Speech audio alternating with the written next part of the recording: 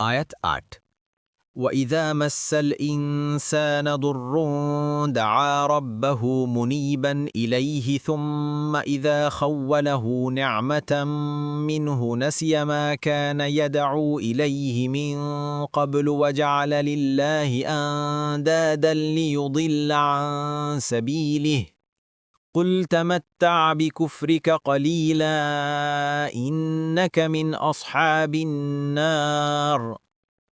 অনুবাদ: আর মানুষকে যখন দুঃখ দৈন্য স্পর্শ করে তখন সে একাগ্রচিত্তে তার রবকে ডাকে। তারপর যখন তিনি নিজের পক্ষ থেকে তার প্রতি অনুগ্রহ করেন তখন সে ভুলে যায় তার আগে যার জন্য সে ডেকেছিল তাকে, এবং সে আল্লাহর সমকক্ষ দাঁড় করায় অন্যকে তার পথ থেকে বিভ্রান্ত করার জন্য। বলুন, কুফুরির জীবন তুমি কিছুকাল উপভোগ করে নাও, নিশ্চয়ই তুমি আগুনের অধিবাসীদের অন্তর্ভুক্ত।